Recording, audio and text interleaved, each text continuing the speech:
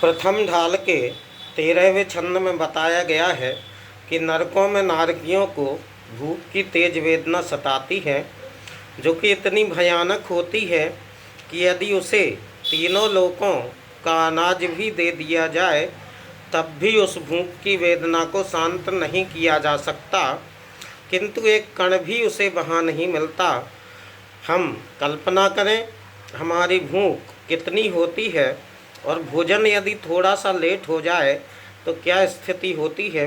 वहाँ भूख है पर भोजन नहीं है और कारण होता है हमारे संकलेश परिणाम। ऐसे ही अनेक दुख इस नारकी जीव ने कई सागर पर्यंत सहे और फिर किसी अच्छे कर्म के उदय से, पुण्य कर्म के उदय से मनुष्य गति प्राप्त हुई। नारकियों की कम से कम आयु 10,000 वर्ष तथा अधिकतम आयु 33 सागर होती है और इसके बाद वो मनुष्य ही बने ये आवश्यक नहीं होता।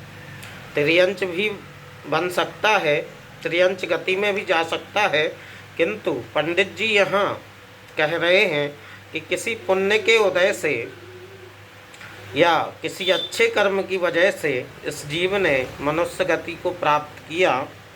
मनुष्य गति नाम कर्म के उदय से होने वाली जीव की अवस्था विशेष को मनुष्य गति कहते हैं।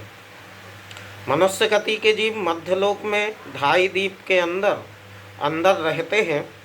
जम्बू, घातिक, पुष्करार्ध, वसुधा अर्थात जम्बूद्वीप, घातकी खंड द्वीप और आधा पुष्करवर द्वीप, ये ढाई द्वीप कहलाते हैं। मनुष्य गति में गर्भ के दुखों का वर्णन करते हुए पंडित जी लिख रहे हैं, जननी उदयवशो नवमास अंग सकुचते पाई त्रास निकसत जे दुख पाए घोर तिनको कहत नावे और। आज इतना ही शब्दार्थ और अर्थ अगले भाग में। तब तक के लिए सादर जय जय।